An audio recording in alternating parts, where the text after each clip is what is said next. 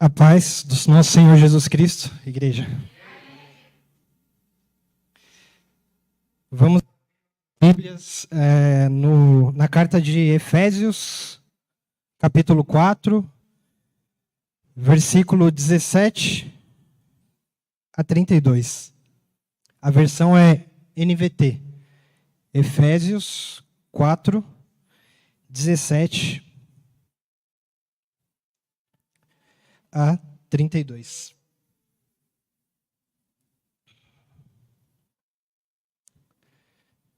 Temor e tremor, né? Uma baita responsabilidade.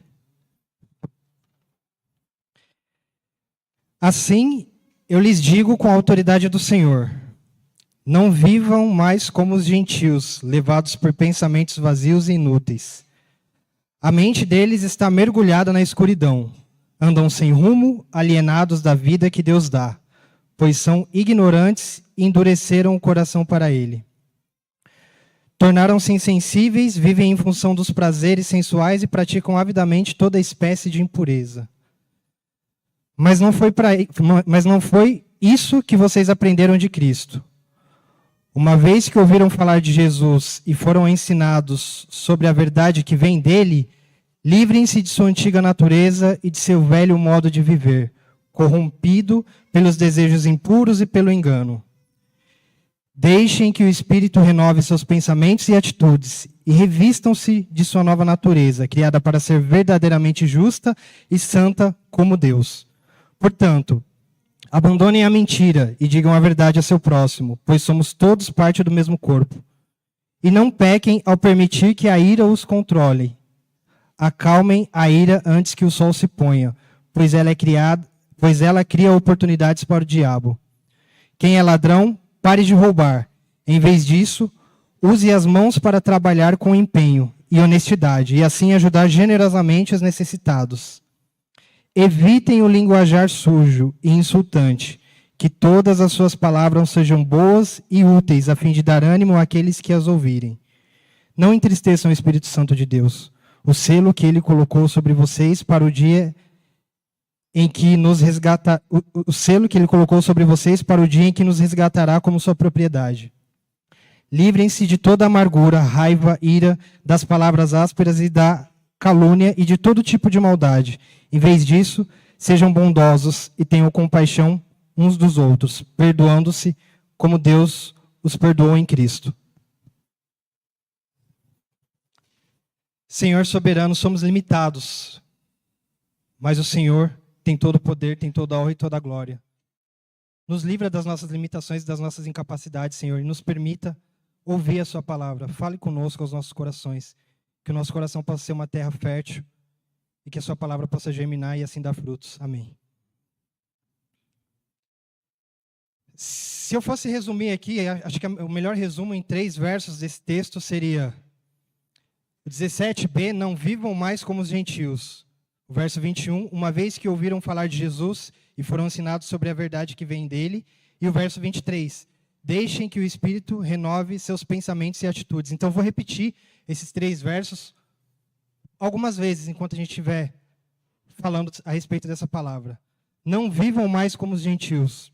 Uma vez que ouviram falar de Jesus e foram ensinados sobre a verdade que vem dele, deixem que o Espírito renove seus pensamentos e atitudes. Falando rapidamente sobre a realidade em que essa carta foi escrita, primeiro falando de Paulo, sabido, a igreja toda conhece a história de Paulo, ele era perseguidor dos cristãos, ele teve um encontro direto com Cristo ressurreto, e a partir daí veio a sua conversão. Paulo se tornou um dos maiores apóstolos, e é interessante porque ele não conviveu com Jesus, né? Mas teve o contato com Cristo após a ressurreição, e a partir daí ele se tornou um dos maiores plantadores de igreja da história entre os apóstolos, um dos maiores pregadores. A maior quantidade de cartas que a gente tem para as igrejas foram escritas por Paulo. E nesse momento em que ele escreveu a carta aos Efésios, ele já tinha passado algumas situações, assim, bem, não vou dizer interessantes, mas difíceis, acho que é a melhor palavra. Já tinha sido perseguido em Damasco, já tinha sido rejeitado em Jerusalém, tinha sido esquecido em Tarso, tinha sido apedrejado em Listra, açoitado em Filipos, escorraçado em Tessalônica, enxortado de Bereia, chamado de tagarela em Atenas e de impostor em Corinto. Tinha passado por um naufrágio quando estava indo a Roma, tinha sido picado por uma cobra em Malta. Ele ficou preso durante 2 anos em uma casa alugada sob a custódia do imperador. E ainda assim, estando preso, ele encorajou os crentes e enviou várias cartas às suas igrejas. Impressionante. Hoje, as palavras de hoje, nós diríamos que ele é incansável, imparável, obstinado, determinado. Esse era Paulo. E apesar de tudo isso, continuou, simplesmente continuou. Ele sabia o que ele tinha que fazer. Porque ele estava ligado a uma fonte de vida eterna. Ele tinha tido contato com Cristo ressurreto diretamente com o Senhor Jesus. E a partir daí ele começou o seu trabalho, o seu ministério. A carta aos Efésios, a carta que Paulo escreveu para a igreja de Efésios, quando a gente olha para a literatura da igreja, por todos como os gentios, uma vez que ouviram falar de Jesus e foram ensinados sobre a verdade que vem dele, deixem que o Espírito renove seus pensamentos e atitudes.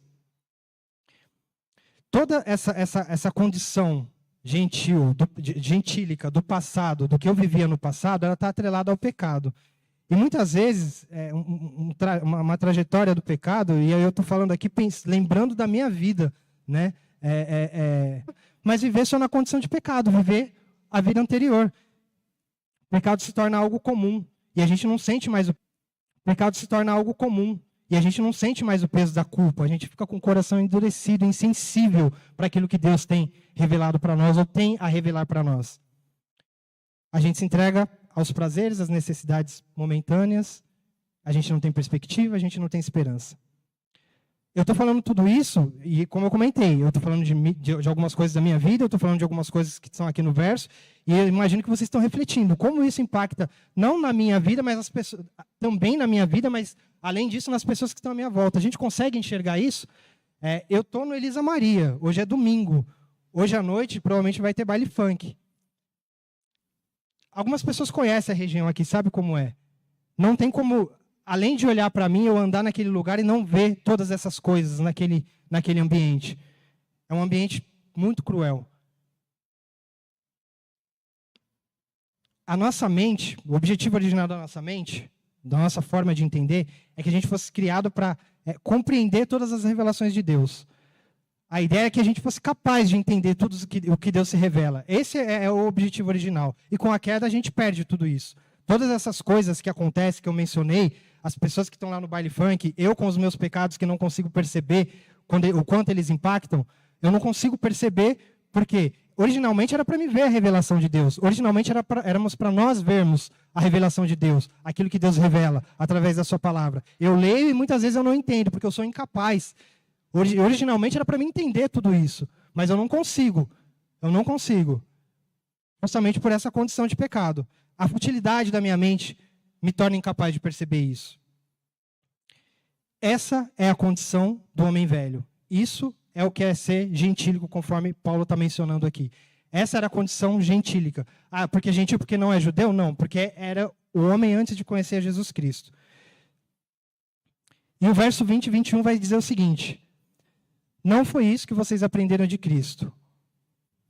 Não foi isso que vocês aprenderam de Cristo. O verso 20, 21, o verso 20 é interessante porque ele fala, não foi isso que vocês aprenderam de Cristo. E o 21 fala, uma vez que ouviram falar de Jesus e foram ensinados sobre a verdade que vem dele, livrem-se de sua antiga natureza e seu velho modo de viver.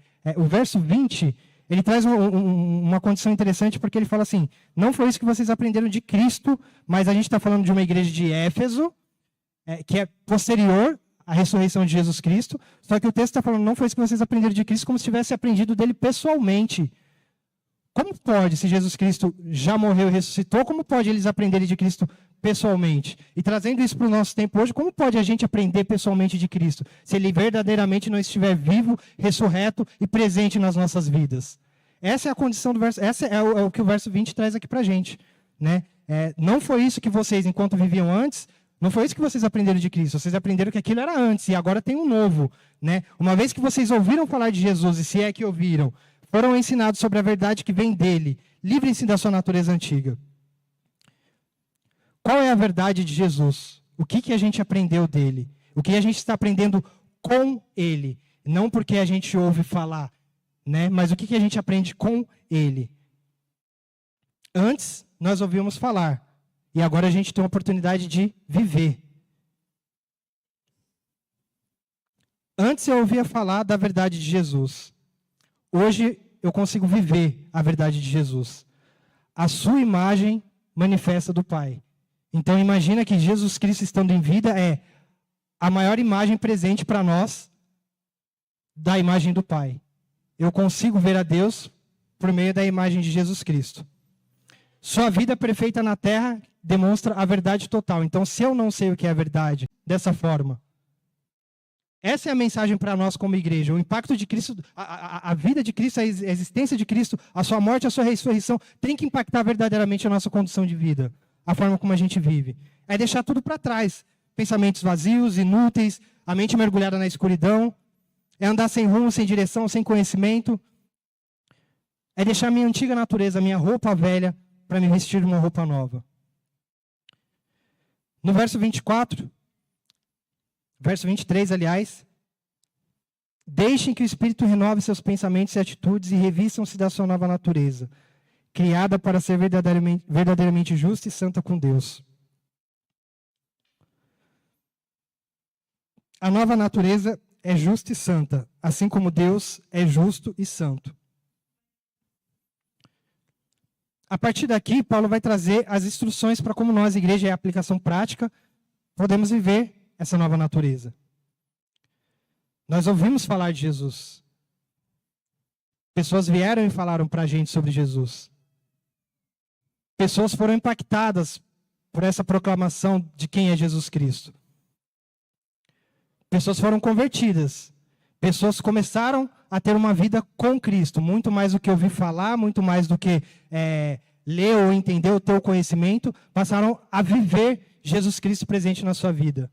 Todos os dias. Pessoas começaram a mudar a sua forma de pensar. E aqui Paulo instrui a igreja. É interessante porque Paulo foi até Éfeso, Paulo plantou a igreja existia, a igreja comungava, a igreja caminhava, e ainda assim Paulo está mandando uma carta, vivam como antes. A igreja está caminhando e ainda assim pessoas lá dentro da igreja viviam como antes. Muito possivelmente nós como igreja, muitas vezes estamos vivendo como antes. E a gente precisa ler essa carta todos os dias para entender que eu não posso mais viver como antes. O que é o antes? Né? Ou melhor, como Paulo nos instrui a viver daqui para frente? O primeiro deles no verso 25. Abandonem a mentira e digam a verdade ao seu próximo, pois somos todos parte do mesmo corpo. E olha que interessante. Ele fala o que você deve deixar de fazer, ele fala o que você precisa fazer, e ele te explica o que acontece nessa condição. É lindo isso de Paulo. É incrível a carta de Paulo nesse sentido. Ele vai fazer isso com os outros pontos também, tá? Abandonem a mentira, digam a verdade ao seu próximo, pois somos todos parte do mesmo corpo. A mentira. O de nosso. A mentira destrói a comunhão da igreja, destrói a comunhão do lar, e a gente está falando de todo e qualquer tipo de mentira. Não existe a mentira pequenininha, não existe a mentira grandona. Todo e qualquer tipo de mentira. É interessante refletir o porquê, muitas vezes, da mentira. Muitas vezes eu já me peguei mentindo e eu procuro entender por quê. Eu estou com vergonha que a outra pessoa saiba alguma coisa sobre mim? Eu estou mentindo porque eu quero levar vantagem, tirar algum tipo de proveito? Ou porque eu não quero que alguém saiba de alguma situação? Ou eu não quero que alguém saiba como eu sou realmente no meu estado pecador natural? Por que eu estou mentindo? Versos 26 e 27. Não pequem ao permitir que a ira os controlem. Acalmem a ira antes que o sol se ponha, pois ela cria oportunidades para o diabo. É interessante porque ele fala, não pequem ao permitir que a ira os controle. Em outras traduções falam, você pode se irar, mas não peque. Em outras traduções, quer dizer, você não tem como controlar que você sinta ira, mas não deixe que isso se torne um pecado. Né? E fala para abandonar isso antes do sol se pôr, não significa que eu posso ficar irado, nervosinho o dia inteiro e antes de dormir eu vou lá e faço as pazes. Na verdade, quando ele fala não fique irado até que o sol se põe, ele está dizendo assim, não fica acumulando isso. Quantas vezes eu já tive a oportunidade de ficar guardando aquilo, e aquilo vai corroendo por dentro. Essa é a mensagem aqui de não se ire antes que o sol se põe, né? Resolva isso antes que o sol se põe. Pois ela cria oportunidade para o diabo. Então, mais uma vez, ele diz o que não fazer, ele fala o que fazer e ele explica o que acontece, né? Não ire, não deixe que isso se torne um pecado, né? Resolva isso antes que o sol se ponha, né? Não acumule isso, porque isso te dá oportunidade para o diabo. 28, ele fala sobre o ladrão. Quem é ladrão, pare de roubar. Em vez disso, use as mãos para trabalhar com empenho e honestidade, e assim ajudar generosamente os necessitados.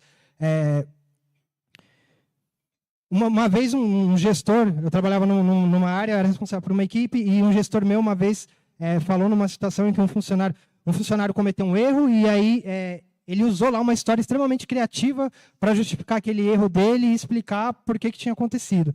E aí o meu gestor falou uma coisa que eu não esqueci até hoje, isso tem bem uns 10 anos. Ele falou assim, eu acho incrível a capacidade que as pessoas têm de ser, a criatividade, o quanto de energia e de criatividade que a pessoa tem para inventar uma desculpa e para se isentar da responsabilidade, né? A força e a energia que ela gasta, se essa mesma força e energia ela gastasse para fazer o que tem que ser feito, para produzir ferramentas que eu uso para prejudicar alguém, eu poderia usar para fazer o bem, eu poderia usar para construir algo generoso, né? Essa é a mensagem do pare de roubar. Evitem, no 29, evitem linguajar sujo e insultante. Palavras torpes. A gente tem um poder incrível de construir, edificar ou destruir. E o poder que eu falo é assim, a capacidade que a gente tem de influenciar outras pessoas. A nossa palavra talvez seja a ferramenta mais poderosa nesse sentido. A nossa palavra que eu digo é o que a gente fala. E muitas vezes, inclusive, a forma como a gente fala, né? Tem uma capacidade gigantesca de influenciar na vida das pessoas. De edificar, de construir ou de destruir. Eu tive uma oportunidade uma vez de, infelizmente, eu carrego até hoje, eu espero que uma vez que isso possa ser corrigido, eu oro a Deus para que isso possa ser corrigido, mas uma coisa que eu falei prejudicou a vida de uma pessoa e até hoje ela não consegue algo que, ao meu ver, eu me achava super conhecedor. E dali para frente, foi algo que destruiu e que eu oro, continuo orando, eu tenho fé que Deus vai trabalhar nisso para que isso seja modificado e vire algo edificante, verdadeiramente. Então, o que a gente fala, o que sai da nossa boca, precisa ser coisas que edificam, que transmitam graça. Nós somos escolhidos, nós conhecemos a palavra de Cristo. A partir daqui, tudo que vem de nós tem que ser algo que edifica, que transmita graça às pessoas que ouvem o que a gente fala. Que a gente possa animar as outras pessoas e não destruí-las. E aí, por muito tempo, eu fui uma pessoa que falava muito palavrão, né? Imagino que tem pessoas que talvez falem palavrão, ou que falam palavras que destruam. E com o tempo Deus foi modificando isso na minha vida. Graças a Deus, eu glorifico a Deus por isso. E eu espero que, conforme a igreja, né, conforme nós vamos caminhando, que mudanças possam acontecer nesse sentido, né? Se a boca fala do que o coração está cheio, como eu posso, estando em Cristo, falar tanto palavrão? Como eu posso, estar em Cristo, falar tantas coisas que destroem mais do que edificam?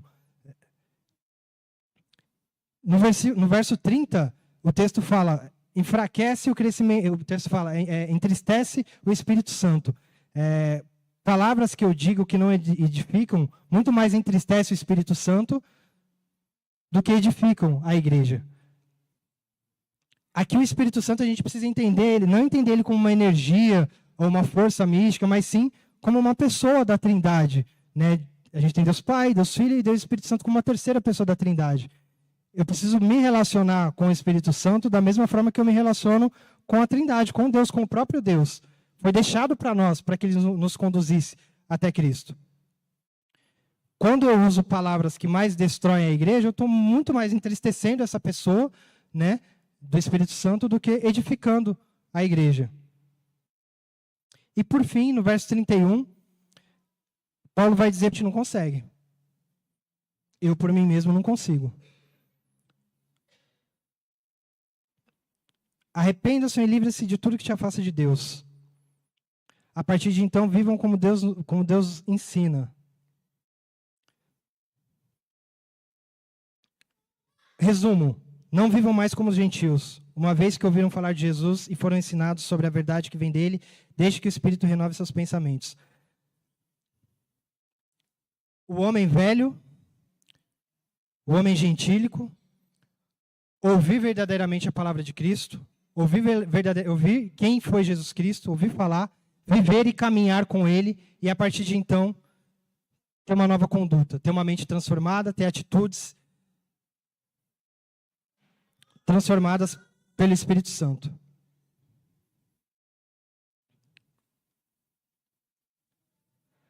Um ponto interessante aqui é que Efésio era uma igreja que caminhava, e ainda assim Paulo mandou essa carta para eles, e ainda, como se existissem pessoas na mesma condição de antes, como se não tivessem sido convertidos, por isso Paulo exorta a igreja nesse sentido.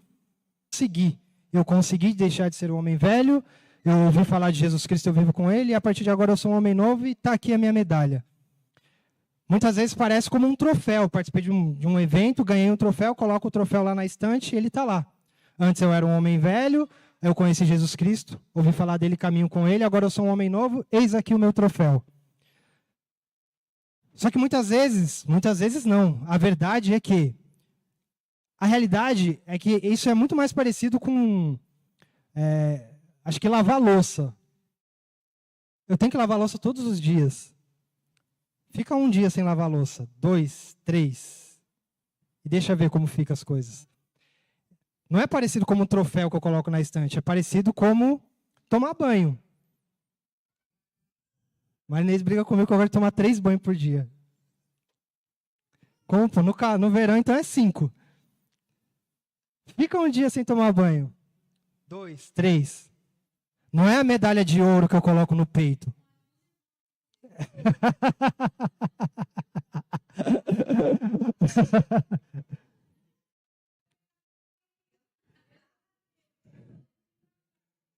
Antes eu tinha uma vida, uma mente fútil, eu não entendia nada, não tinha perspectiva de nada.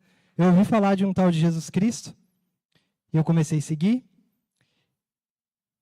Jesus Cristo entrou na minha vida e transformou. E agora eu tenho uma nova forma de caminhar. Não é um troféu na prateleira, não é uma medalha de ouro no peito, é muito mais como deixe todos os dias. Deixe o homem velho e traga o homem novo, dia após dia. Não vivam mais como os gentios. Uma vez que ouviram falar de Jesus e foram ensinados sobre a verdade que vem dele, deixem que o Espírito renove seus pensamentos e atitudes. Que o Senhor possa falar mais e mais aos nossos corações. Amém?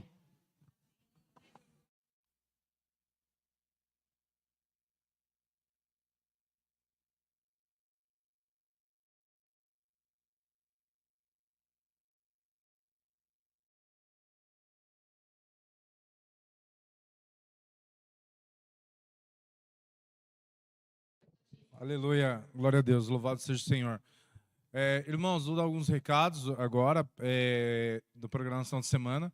Os PGs voltam já essa semana, então amanhã tudo bem, a gente tem o PG em Morato? Hã? Por quê? Sua mãe nem vai lá. Pô, vou perguntar para quem vai. Hã?